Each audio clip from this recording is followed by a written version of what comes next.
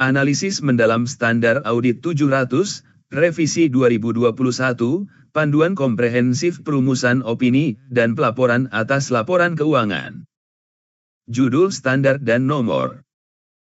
Standar yang menjadi fokus analisis ini secara resmi diidentifikasi sebagai Standar Audit, SA, 700, Revisi 2021, perumusan suatu opini dan pelaporan atas laporan keuangan.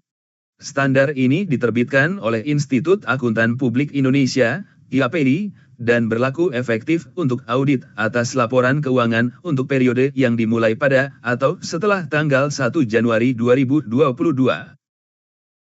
Penyertaan frasa, revisi 2021, pada judul bukanlah sekadar formalitas administratif. Hal ini menandakan adanya pergeseran fundamental dalam filosofi pelaporan audit, yang selaras dengan evolusi standar internasional yang dikeluarkan oleh International Auditing and Assurance Standards Board, IAAS. Latar belakang revisi ini adalah respons terhadap permintaan yang meningkat dari para pemangku kepentingan seperti investor, analis, dan regulator untuk transparansi yang lebih besar mengenai proses audit.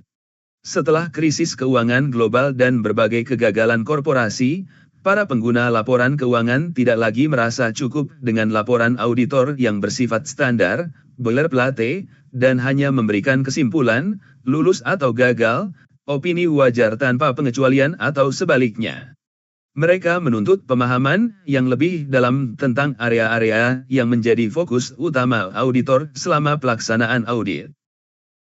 Revisi ini secara fundamental mengubah laporan auditor dari sebuah dokumen kepatuhan menjadi sebuah alat komunikasi yang lebih bernilai. Perubahan ini paling nyata terlihat melalui integrasi erat antara 700 dengan standar baru yang menyertainya, yaitu 701, pengomunikasian hal audit utama dalam laporan auditor independen. Dengan demikian, 700, revisi 2021, tidak hanya menetapkan struktur laporan, tetapi juga menjadi landasan bagi sebuah laporan yang lebih informatif, spesifik untuk setiap entitas, dan transparan, yang pada akhirnya memengaruhi cara auditor merencanakan, melaksanakan, dan mengomunikasikan hasil audit mereka. Tujuan utama standar, ZW. Tujuan fundamental dari 700, sebagaimana dinyatakan secara eksplisit dalam paragraf 6, bersifat ganda dan saling melengkapi. Untuk merumuskan suatu opini atas laporan keuangan berdasarkan suatu evaluasi atas kesimpulan yang ditarik dari bukti audit yang diperoleh. Untuk menyatakan suatu opini secara jelas melalui suatu laporan tertulis. Tujuan pertama, merumuskan opini, merupakan puncak dari seluruh proses audit. Setelah melalui serangkaian prosedur yang sistematis dan ketat mulai dari perencanaan, penilaian risiko, pengujian pengendalian, hingga prosedur substantif, auditor harus mensintesis semua bukti yang terkumpul untuk sampai pada satu kesimpulan profesional. Pertanyaan esensial yang dijawab pada tahap ini adalah, apakah laporan keuangan secara keseluruhan telah disajikan secara wajar, dalam semua hal yang material, sesuai dengan kerangka pelaporan keuangan yang berlaku. Ini adalah proses internal yang menuntut pertimbangan dan skeptisisme profesional tingkat tinggi. Tujuan kedua, menyatakan opini secara jelas, adalah jembatan yang menghubungkan kesimpulan internal auditor dengan para pengguna eksternal. Sebuah kesimpulan yang brilian tidak akan ada nilainya jika tidak dapat dikomunikasikan secara efektif. Oleh karena itu, tujuan ini menjadi pendorong utama di balik struktur laporan auditor yang sangat terperinci dan preskriptif dalam 700. Standar ini tidak hanya menuntut sebuah kesimpulan, tetapi juga menuntut agar kesimpulan tersebut disajikan dalam format yang konsisten, dapat dipahami, dan dapat diperbandingkan secara global. Dalam konteks pasar modal yang semakin terintegrasi, di mana seorang investor di Jakarta dapat dengan mudah menganalisis laporan keuangan perusahaan yang terdaftar di New York atau London, konsistensi ini menjadi krusial. Dengan mendorong konsistensi dalam laporan auditor, 700, yang merupakan adopsi dari ISA 700, bertujuan untuk menciptakan sebuah bahasa universal untuk laporan audit. Format yang seragam membantu pengguna di seluruh dunia untuk dengan cepat mengidentifikasi elemen-elemen kunci, memahami tingkat keyakinan yang diberikan, dan mengenali adanya kondisi-kondisi yang tidak biasa. Dengan demikian, tujuan SA700 melampaui sekadar pelaporan pada tingkat perikatan individual. Standar ini berkontribusi pada peningkatan kepercayaan dan efisiensi pasar modal secara keseluruhan. Ruang lingkup. Ruang lingkup SA700 secara spesifik ditujukan untuk audit atas satu set lengkap laporan keuangan bertujuan umum. Laporan keuangan bertujuan umum adalah laporan yang dirancang untuk memenuhi kebutuhan informasi keuangan yang bersifat umum dari berbagai macam pengguna, seperti investor, kreditur, dan pihak lainnya, yang tidak memiliki posisi untuk meminta laporan yang disesuaikan secara khusus dengan kebutuhan informasi mereka. Paragraf 7a. Penting untuk memahami batasan dan interaksi SA700 dengan standar pelaporan lainnya untuk menerapkannya dengan benar. Kondisi dasar, SA700 menetapkan bentuk dan isi laporan auditor untuk opini tanpa modifikasian, sering disebut opini wajar tanpa pengecualian atau clean opinion. Standar ini adalah titik awal dan format default. Opini yang dimodifikasi, ketika auditor menyimpulkan bahwa laporan keuangan mengandung kesalahan penyajian material atau ketika auditor tidak dapat memperoleh bukti audit yang cukup dan tepat, maka opini harus dimodifikasi. Dalam situasi ini, SA700 tidak lagi berdiri sendiri. Auditor harus merujuk dan menerapkan ketentuan dalam SA705, revisi 2021, modifikasi terhadap opini dalam laporan auditor independen, untuk menentukan jenis modifikasi yang tepat, wajar dengan pengecualian, tidak wajar, atau tidak menyatakan pendapat, dan bagaimana menyajikannya dalam laporan. Komunikasi tambahan, jika auditor merasa perlu untuk menarik perhatian pengguna pada suatu hal yang telah diungkapkan secara memadai dalam laporan keuangan, namun bersifat fundamental untuk pemahaman pengguna, atau hal lain yang relevan dengan audit, auditor harus menerapkan SA706, revisi 2021, paragraf penekanan suatu hal dan paragraf hal lain dalam laporan auditor independen. Kerangka bertujuan khusus, untuk audit atas laporan keuangan yang disusun sesuai dengan kerangka bertujuan khusus, misalnya, basis kas untuk laporan pajak, auditor harus menerapkan pertimbangan khusus yang diatur dalam SA800, revisi 2021.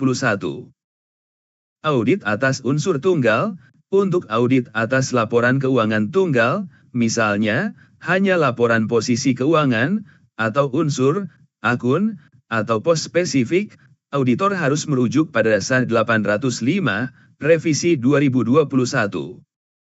Dengan demikian, SA700 berfungsi sebagai chassis atau kerangka dasar untuk semua laporan audit. Standar pelaporan lainnya, seperti 701, 705, dan 706, tidak menggantikan SA700, melainkan memasang modul-modul konten spesifik ke dalam kerangka dasar ini. Prosesnya dapat dianalogikan sebagai berikut. Setiap laporan audit dimulai dengan struktur dasar yang konsisten yang disediakan oleh SA700, judul, pihak yang dituju, paragraf opini dan basis opini standar, penjelasan tanggung jawab manajemen dan auditor, dan elemen lainnya. Selanjutnya, tergantung pada sifat entitas dan temuan audit, modul tambahan dipasang. Jika entitas yang diaudit adalah emiten, maka modul hal audit utama dari SA701 wajib dipasang. Jika ditemukan adanya kesalahan penyajian material, maka modul opini dan basis opini standar dari SA700 akan diganti dengan versi modifikasi yang diatur dalam SA705. Jika ada hal yang sangat penting yang perlu ditekankan, misalnya, ketidakpastian litigasi besar yang sudah diungkapkan, modul, paragraf penekanan suatu hal, dari SA706 ditambahkan ke dalam laporan. Pemahaman ini sangat krusial bagi praktisi audit, karena memungkinkan mereka untuk melihat standar-standar pelaporan ini sebagai sebuah sistem yang terintegrasi dan saling terkait, dengan 1700 sebagai fondasi dan titik awal yang universal. Definisi kunci 1700 memperkenalkan dan mengandalkan beberapa definisi kunci yang sangat penting untuk penerapan standar secara tepat. Definisi-definisi ini membentuk landasan konseptual yang memandu pertimbangan auditor. Kerangka penyajian wajar, Fair Presentation Framework ini adalah kerangka pelaporan keuangan yang tidak hanya mengharuskan kepatuhan terhadap ketentuan-ketentuan yang ada, tetapi juga mengakui secara eksplisit atau implisit bahwa, untuk mencapai penyajian yang wajar, manajemen mungkin perlu menyediakan pengungkapan yang melampaui apa yang secara spesifik diharuskan oleh kerangka tersebut, atau dalam kondisi yang sangat jarang, menyimpang dari suatu ketentuan dalam kerangka tersebut. Contoh utama dari kerangka ini di Indonesia adalah Standar Akuntansi Keuangan, (SAK), yang dikeluarkan oleh Ikatan Akuntan Indonesia, IAI. Definisi ini krusial karena menempatkan tanggung jawab yang lebih tinggi pada auditor. Kerangka kepatuhan, Compliance Framework ini adalah kerangka pelaporan keuangan yang hanya mengharuskan kepatuhan terhadap ketentuan-ketentuan yang ada. Kerangka ini tidak memuat pengakuan bahwa pengungkapan tambahan atau penyimpangan mungkin diperlukan untuk mencapai penyajian wajar. Contohnya bisa berupa kerangka pelaporan yang dirancang untuk tujuan perpajakan. Opini tanpa modifikasian, unmodified opinion ini adalah opini yang dinyatakan oleh auditor ketika ia menyimpulkan bahwa laporan keuangan telah disusun dalam semua hal yang material, sesuai dengan kerangka pelaporan keuangan yang berlaku. Ini adalah kesimpulan audit yang paling umum dan sering disebut sebagai opini bersih, clean opinion.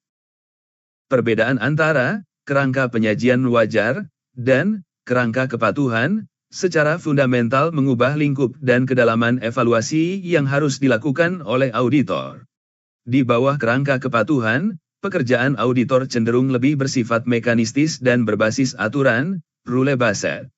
Pertanyaan utamanya adalah, apakah entitas telah mematuhi aturan A, B, dan C? Ini adalah latihan verifikasi kepatuhan. Sebaliknya, di bawah kerangka penyajian wajar, auditor memiliki tanggung jawab yang jauh lebih luas dan berbasis prinsip-based. Setelah memastikan kepatuhan terhadap aturan-aturan individual, auditor diwajibkan oleh 1700, paragraf 14, untuk mengambil langkah mundur dan mengajukan pertanyaan yang lebih holistik dan subjektif, meskipun semua aturan teknis telah dipatuhi, apakah laporan keuangan ini, ketika dibaca secara keseluruhan, memberikan gambaran yang benar dan wajar mengenai posisi dan kinerja keuangan entitas. Apakah ada sesuatu yang, meskipun benar secara teknis, berpotensi menyesatkan pengguna? Tanggung jawab tambahan ini menuntut tingkat pertimbangan profesional yang jauh lebih tinggi dan merupakan area risiko yang lebih signifikan bagi auditor. Oleh karena itu, pemahaman yang jelas atas definisi ini sangat penting karena ia menentukan level evaluasi yang harus dicapai oleh auditor sebelum dapat merumuskan opininya. Prinsip dan konsep fundamental.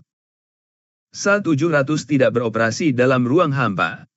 Standar ini dibangun di atas fondasi prinsip dan konsep fundamental yang ditetapkan dalam SA 200, revisi 2021, tujuan keseluruhan auditor independen dan pelaksanaan audit berdasarkan standar audit. Prinsip-prinsip ini meresap ke dalam setiap ketentuan SA 700 dan memandu penerapannya dalam praktik. Keyakinan memadai, reasonable assurance ini adalah konsep inti dalam audit. Audit dirancang untuk memberikan tingkat keyakinan yang tinggi, tetapi bukan absolut atau jaminan, bahwa laporan keuangan bebas dari kesalahan penyajian material. Keterbatasan inheren audit, seperti sifat bukti audit yang seringkali persuasif daripada konklusif, dan penggunaan sampling, membuat keyakinan absolut tidak mungkin tercapai. Konsep ini secara eksplisit dijelaskan kembali dalam paragraf Tanggung jawab auditor, di dalam laporan audit yang diamanatkan oleh SA-700, untuk mengelola ekspektasi pengguna laporan, paragraf 38b. Materialitas, seluruh proses audit, dari perencanaan hingga pelaporan, berputar di sekitar konsep materialitas. Kesimpulan auditor, sebagaimana diatur dalam SA-700, difokuskan pada apakah laporan keuangan bebas dari kesalahan penyajian material. Sebuah kesalahan penyajian dianggap material jika, baik secara individual maupun agregat, dapat diekspektasikan secara wajar akan memengaruhi keputusan ekonomi yang diambil oleh pengguna berdasarkan laporan keuangan tersebut. Konsep ini berfungsi sebagai filter utama, memungkinkan auditor untuk fokus pada hal-hal yang benar-benar penting. Pertimbangan profesional, professional judgment ini adalah penerapan pelatihan, pengetahuan, dan pengalaman yang relevan dalam konteks standar audit, akuntansi, dan etika, dalam membuat keputusan yang terinformasi tentang tindakan yang tepat dalam kondisi perikatan audit. Dalam konteks SA-700, pertimbangan profesional sangat penting saat auditor mengevaluasi aspek kualitatif praktik akuntansi entitas, termasuk potensi bias manajemen. Menilai kewajaran estimasi akuntansi yang signifikan. Menentukan apakah penyajian wajar secara keseluruhan telah tercapai, bahkan ketika semua aturan telah dipatuhi. Skeptisisme profesional, profesional skepticis ini adalah sikap yang mencakup pikiran yang selalu mempertanyakan, waspada terhadap kondisi yang mungkin mengindikasikan kemungkinan kesalahan penyajian, baik karena kecurangan maupun kesalahan, dan melakukan penilaian kritis atas bukti audit. Prinsip ini sangat relevan saat auditor menerapkan ketentuan dalam SA-700 untuk mengevaluasi indikator kemungkinan bias dalam pertimbangan manajemen, paragraf 39, A, A1A3. Tanpa skeptisisme profesional, auditor mungkin akan terlalu mudah menerima penjelasan dari manajemen dan gagal mengidentifikasi masalah yang mendasarinya. Secara keseluruhan, SA-700 dapat dilihat sebagai penerapan akhir dari prinsip-prinsip fundamental ini. Standar ini memberikan struktur dan bahasa untuk mengomunikasikan hasil dari sebuah proses yang sepenuhnya didasarkan pada keyakinan memadai, materialitas, pertimbangan profesional, dan skeptisisme profesional. Ketentuan utama, persyaratan wajib Z, what, and how. Bagian ini merupakan inti dari SA-700 yang menguraikan secara rinci semua ketentuan atau persyaratan yang wajib dipatuhi oleh auditor dalam merumuskan opini dan menyusun laporan audit. Ketentuan ini bersifat preskriptif untuk memastikan konsistensi dan kejelasan. Proses perumusan opini, paragraf Oktober 15. Sebelum satu kata pun ditulis dalam laporan, auditor harus melalui proses evaluasi akhir yang sistematis. Kewajiban merumuskan opini, auditor harus merumuskan suatu opini tentang apakah laporan keuangan disusun, dalam semua hal yang material, sesuai dengan kerangka pelaporan keuangan yang berlaku, par 10. Dasar perumusan opini, untuk merumuskan opini tersebut, auditor harus menyimpulkan apakah ia telah memperoleh keyakinan memadai. Kesimpulan ini harus mempertimbangkan 3 pilar utama, par 11 sedi. Apakah bukti audit yang cukup dan tepat telah diperoleh, sebagaimana diharuskan oleh SA-330, respons auditor terhadap risiko yang telah dinilai. Apakah kesalahan penyajian yang tidak dikoreksi, baik secara individual maupun agregat, bersifat material, sebagaimana diharuskan oleh SA-450, pengevaluasian atas kesalahan penyajian yang diidentifikasi selama audit. Evaluasi-evaluasi spesifik lainnya yang diatur dalam paragraf Desember 15 SA-700. Evaluasi kualitatif wajib, auditor harus mengevaluasi aspek kualitatif dari praktik akuntansi entitas, termasuk mencari indikator kemungkinan adanya bias dalam pertimbangan manajemen, par 12. Secara lebih spesifik, auditor harus mengevaluasi, par 13 sedi. Apakah kebijakan akuntansi signifikan telah diungkapkan secara tepat dan disajikan dengan cara yang dapat dipahami. Apakah kebijakan akuntansi yang dipilih dan diterapkan konsisten dengan kerangka pelaporan keuangan dan sudah tepat? Apakah estimasi akuntansi yang dibuat oleh manajemen adalah wajar?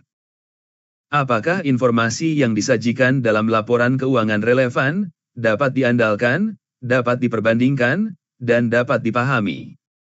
Apakah laporan keuangan menyediakan pengungkapan yang memadai bagi pengguna untuk memahami pengaruh transaksi dan peristiwa material? Apakah terminologi yang digunakan dalam laporan keuangan, termasuk judul setiap laporan, sudah tepat? Evaluasi tambahan untuk kerangka penyajian wajar, ketika laporan keuangan disusun sesuai dengan kerangka penyajian wajar, seperti SHK, evaluasi di atas juga harus mencakup apakah laporan keuangan secara keseluruhan telah mencapai penyajian wajar. Ini melibatkan pertimbangan atas penyajian, struktur, dan isi laporan keuangan secara keseluruhan, par 14. Identifikasi kerangka pelaporan, auditor harus mengevaluasi apakah laporan keuangan secara memadai mengacu pada atau menjelaskan kerangka pelaporan keuangan yang berlaku yang digunakan, par 15. Bentuk opini, paragraf 16-19. Setelah proses evaluasi selesai, auditor menentukan bentuk opini yang akan diberikan. Opini tanpa modifikasian, auditor harus menyatakan opini tanpa modifikasian ketika ia menyimpulkan bahwa laporan keuangan telah disusun dalam semua hal yang material, sesuai dengan kerangka pelaporan keuangan yang berlaku, par 16. Opini modifikasian, auditor harus memodifikasi opininya sesuai dengan ketentuan dalam 1705 jika ia menyimpulkan bahwa, berdasarkan bukti audit yang diperoleh, laporan keuangan secara keseluruhan tidak bebas dari kesalahan penyajian material, atau tidak dapat memperoleh bukti audit yang cukup dan tepat untuk menyimpulkan bahwa laporan keuangan secara keseluruhan bebas dari kesalahan penyajian material, par 17. Struktur dan isi laporan auditor, paragraf 2049. 1700 menetapkan anatomi laporan auditor dengan sangat rinci.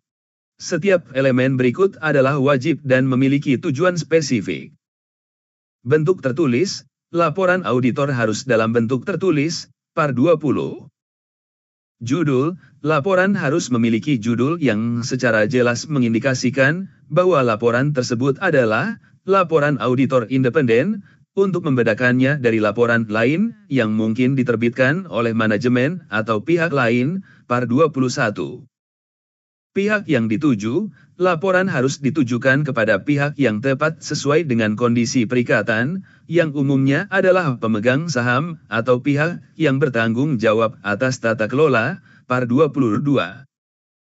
Paragraf opini, ini adalah bagian terpenting dan harus menjadi paragraf pertama dalam laporan, dengan judul, opini. Paragraf ini harus mengidentifikasi entitas yang laporan keuangannya telah diaudit. Menyatakan bahwa laporan keuangan telah diaudit. Mengidentifikasi judul setiap laporan yang menjadi bagian dari laporan keuangan, misalnya, laporan posisi keuangan, laporan laba rugi, DLL. Mengacu pada catatan atas laporan keuangan. Menyebutkan tanggal atau periode yang dicakup oleh setiap laporan keuangan, par 23-24. Menggunakan frasa spesifik saat memberikan opini. Untuk rangka penyajian wajar, frasa yang digunakan adalah, menyajikan secara wajar, dalam semua hal yang material. Par 25. Paragraf basis opini, paragraf ini harus dicantumkan segera setelah paragraf opini, dengan judul, basis opini. Tujuannya adalah untuk memberikan konteks atas opini yang diberikan. Paragraf ini harus menyatakan bahwa audit dilaksanakan berdasarkan standar audit yang ditetapkan oleh YAPI. Mengacu pada bagian laporan yang menjelaskan tanggung jawab auditor. Mencantumkan pernyataan bahwa auditor independen terhadap entitas dan telah memenuhi tanggung jawab etika lainnya. Menyatakan keyakinan auditor bahwa bukti audit yang telah diperoleh adalah cukup dan tepat untuk menyediakan suatu basis bagi opini, par 28.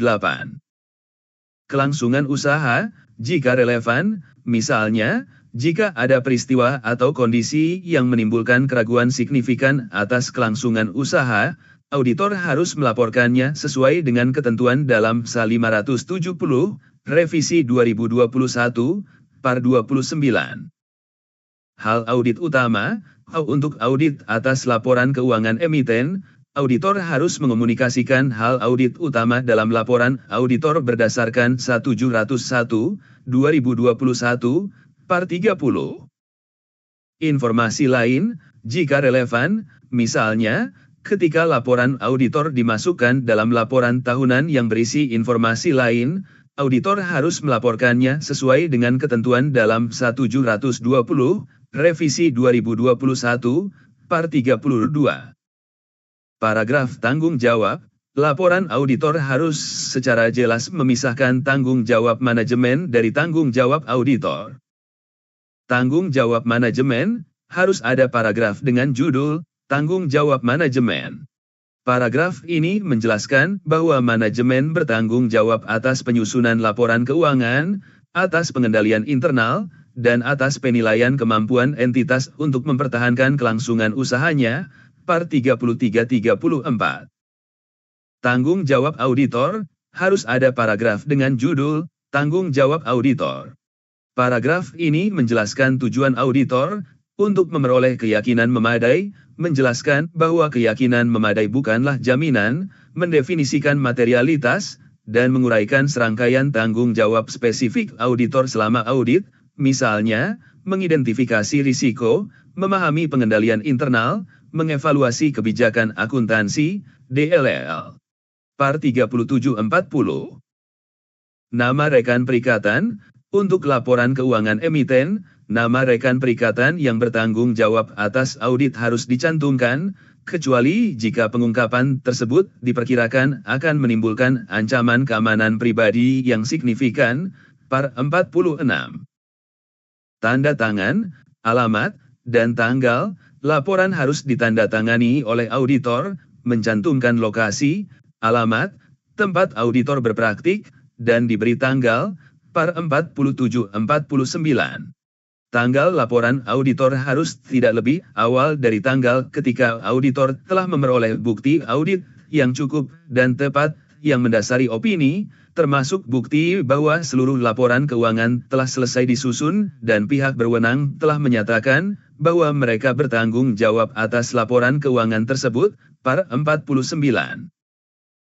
Tabel berikut merangkum anatomi laporan auditor tanpa modifikasian sebagai referensi cepat. Tabel 1, anatomi laporan auditor tanpa modifikasian, berdasarkan SA 700. Elemen wajib. Paragraf rujukan SA 700. Deskripsi singkat tujuan utama. Judul. Par. 21. Laporan auditor independen. Tujuannya adalah untuk secara jelas membedakan laporan ini dari laporan lain. Pihak yang dituju. Par. 22. Mengidentifikasi kepada siapa laporan ini ditujukan, misalnya, pemegang saham. Opini. Par. 23-27. Ditempatkan sebagai paragraf pertama. Berisi kesimpulan akhir auditor, bottom line, atas kewajaran laporan keuangan. Basis opini. Par. 28. Ditempatkan segera setelah paragraf opini. Memberikan konteks atas opini, standar yang digunakan, independensi, kecukupan bukti. Kelangsungan usaha. Par. 29. Jika relevan, mengacu pada SA 570 untuk melaporkan isu kelangsungan usaha. Hal audit utama. Par. 30-31. Wajib untuk emiten, mengacu pada SA 701, menjelaskan hal-hal paling signifikan dalam audit untuk meningkatkan transparansi. Informasi lain. Par. 32. Jika relevan, mengacu pada 1720, membahas tanggung jawab auditor atas informasi lain dalam dokumen yang sama. Tanggung jawab manajemen. Par. 33-36. Menjelaskan secara jelas bahwa laporan keuangan adalah produk dan tanggung jawab manajemen, bukan auditor. Tanggung jawab auditor. Par. 37-40. Menjelaskan tujuan, lingkup, dan sifat audit untuk mengelola ekspektasi pengguna dan mengurangi jurang ekspektasi. Nama rekan perikatan. Par. 46. Wajib untuk emiten, meningkatkan akuntabilitas dan transparansi dengan mengidentifikasi individu yang bertanggung jawab. Tanda tangan auditor. Par. 47. Menandakan persetujuan dan tanggung jawab resmi auditor atas laporan. Alamat auditor. Par. 48. Mengidentifikasi lokasi geografis kantor yang menerbitkan laporan. Tanggal laporan. Par. 49. Menandai akhir dari pekerjaan lapangan auditor dan periode tanggung jawabnya atas peristiwa setelah tanggal pelaporan. Materi penerapan dan penjelasan penting. Bagian materi penerapan dan penjelasan lain sering disebut sebagai paragraf A dalam 1700 memberikan panduan praktis, klarifikasi, dan contoh untuk membantu auditor menerapkan ketentuan utama dalam situasi nyata. Beberapa poin yang paling signifikan adalah aspek kualitatif dan indikator bias manajemen. A1-A3 bagian ini memberikan panduan konkret tentang cara menerapkan skeptisisme profesional. Standar ini menyoroti bahwa bias manajemen tidak selalu merupakan kesalahan penyajian, tetapi bisa menjadi indikator adanya risiko yang lebih tinggi. Contoh praktis yang diberikan adalah koreksi selektif, yaitu ketika manajemen setuju untuk mengoreksi kesalahan penyajian yang berdampak positif pada laba yang dilaporkan, tetapi menolak untuk mengoreksi kesalahan yang berdampak negatif. Ini adalah red flag yang harus diwaspadai oleh auditor saat mengevaluasi apakah laporan keuangan secara keseluruhan bebas dari kesalahan penyajian material. Evaluasi penyajian wajar. A7-A9 materi penerapan ini mengklarifikasi bahwa evaluasi penyajian wajar adalah sebuah pertimbangan profesional yang holistik, bukan sekadar checklist kepatuhan. Auditor didorong untuk mempertimbangkan fakta dan kondisi spesifik entitas. Sebagai contoh, auditor dapat mendiskusikan dengan manajemen dan pihak yang bertanggung jawab atas tata kelola tentang alasan di balik pemilihan penyajian atau pengungkapan tertentu, serta alternatif yang mungkin telah dipertimbangkan. Diskusi ini membantu auditor memahami substansi di balik bentuk formal laporan keuangan. Pengacuan pada lebih dari satu kerangka pelaporan, A13-A14 ini adalah panduan untuk situasi yang jarang terjadi tetapi kompleks. Jika laporan keuangan suatu entitas mengklaim telah disusun sesuai dengan dua kerangka pelaporan keuangan, misalnya SAK dan IFRS, maka laporan tersebut harus mematuhi kedua kerangka tersebut secara serentak tanpa memerlukan adanya rekonsiliasi. Dalam praktiknya, hal ini sangat sulit dicapai kecuali satu kerangka merupakan adopsi penuh dari yang lain. Jika kepatuhan serentak tidak tercapai, maka opini auditor harus dimodifikasi sehubungan dengan kerangka yang tidak dipatuhi. Tanggal laporan auditor, A66-A69 bagian ini memberikan klarifikasi krusial mengenai penentuan tanggal laporan. Tanggal laporan auditor tidak dapat ditetapkan sebelum auditor telah memperoleh bukti audit yang cukup dan tepat. Ini secara spesifik mencakup bukti bahwa A. Seluruh laporan dan pengungkapan yang membentuk laporan keuangan telah selesai disusun, dan B. Pihak-pihak dengan wewenang yang diakui, biasanya manajemen, telah menyatakan bahwa mereka telah mengambil tanggung jawab atas laporan keuangan tersebut.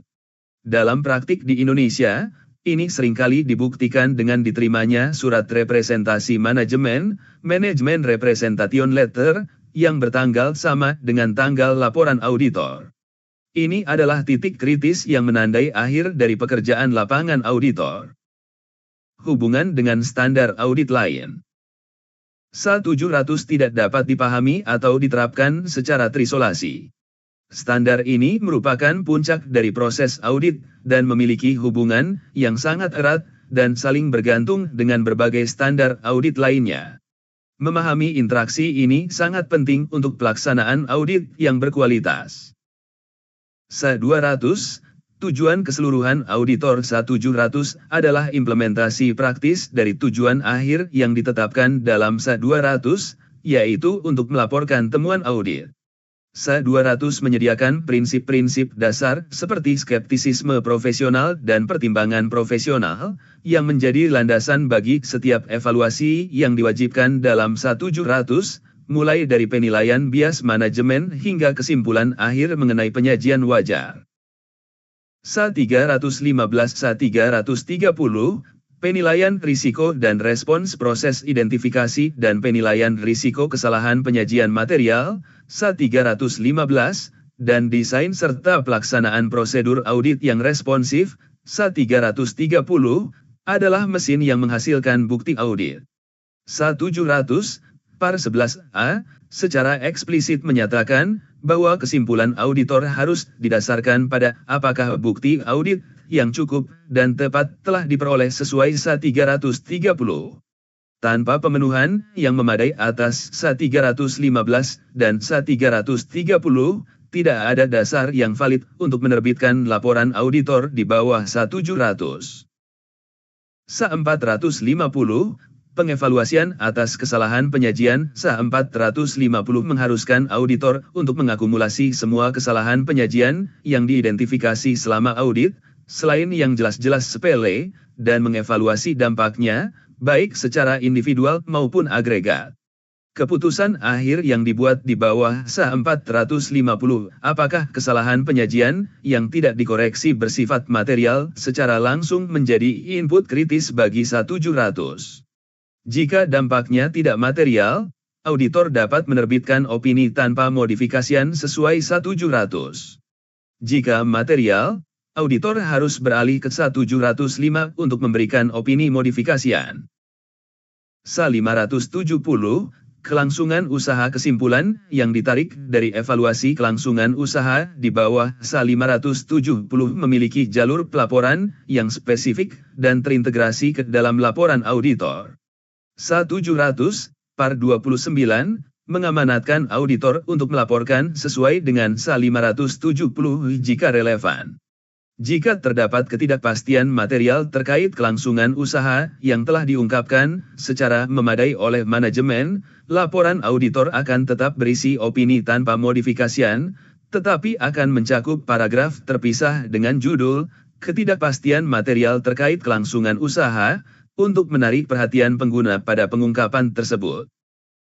SA-701, 705, 706, keluarga standar pelaporan ini adalah hubungan yang paling langsung dan terintegrasi. SA-700 menetapkan kerangka dasar. SA-701 menambahkan konten, hal audit utama, untuk emiten. SA-705 menggantikan bagian opini jika diperlukan modifikasi. SA-706 menambahkan paragraf komunikasi tambahan jika ada hal yang perlu ditekankan. Tabel di bawah ini memvisualisasikan interaksi ini. SA-720, tanggung jawab auditor atas informasi lain. SA-700, Par 32, mengamanatkan penyertaan paragraf, informasi lain, dalam laporan auditor jika relevan. Ketentuan rinci mengenai apa yang harus dilakukan auditor sehubungan dengan informasi tersebut, misalnya, informasi dalam laporan tahunan manajemen yang menyertai laporan keuangan auditan, diatur dalam SA-720. Ini menunjukkan bahwa tanggung jawab auditor, dalam kapasitas tertentu, meluas ke informasi di luar laporan keuangan formal itu sendiri untuk memastikan tidak ada inkonsistensi material. Tabel berikut ini berfungsi sebagai peta untuk membantu auditor menavigasi interaksi antara standar-standar pelaporan utama. Tabel 2, Peta interaksi standar pelaporan, Seri 700.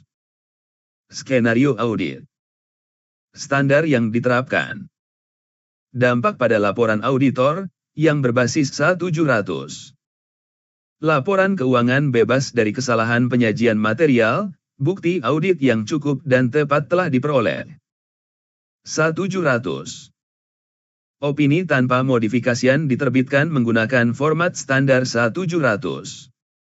Audit dilaksanakan atas laporan keuangan emiten.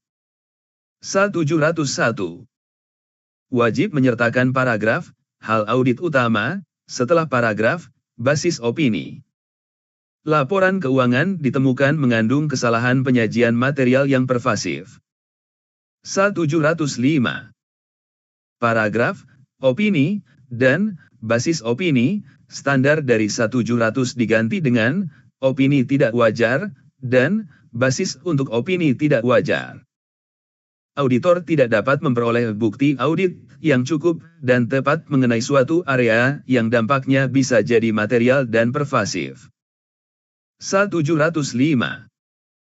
Paragraf, opini, dan basis opini, standar dari SA700 diganti dengan opini tidak menyatakan pendapat, dan basis untuk opini tidak menyatakan pendapat. Terdapat ketidakpastian signifikan, misalnya, hasil litigasi besar, yang sudah diungkapkan secara memadai oleh manajemen dalam catatan atas laporan keuangan. SA706. Menambahkan, paragraf penekanan suatu hal, setelah paragraf, basis opini, untuk menyoroti pengungkapan tersebut. Opini auditor tetap tanpa modifikasian. Implikasi praktis bagi auditor. Penerapan SA700, revisi 2021, dan standar terkaitnya membawa implikasi signifikan bagi pekerjaan sehari-hari auditor dan kantor akuntan publik, KAP. Peningkatan beban dokumentasi, setiap kesimpulan yang disajikan dalam laporan auditor harus didukung oleh dokumentasi yang kuat dalam kertas kerja audit. Pertimbangan profesional auditor, terutama yang berkaitan dengan evaluasi aspek kualitatif, potensi bias manajemen, dan, jika relevan, penentuan hal audit utama, harus didokumentasikan dengan sangat baik. Kertas kerja harus mampu menceritakan kembali proses pemikiran auditor yang mengarah pada setiap kalimat kunci dalam laporan audit. Komunikasi yang lebih intensif dengan pihak yang bertanggung jawab atas tata kelola, TCWG standar-standar pelaporan yang baru, terutama SA701, menuntut adanya komunikasi yang lebih awal, lebih sering, dan lebih mendalam dengan TCWG, misalnya, komite audit. Auditor perlu mendiskusikan draft bentuk dan isi laporan audit, termasuk usulan hal audit utama atau modifikasi opini, jauh sebelum laporan diterbitkan. Hal ini untuk menghindari kejutan dan memastikan bahwa TCWG memahami area-area signifikan yang menjadi fokus auditor.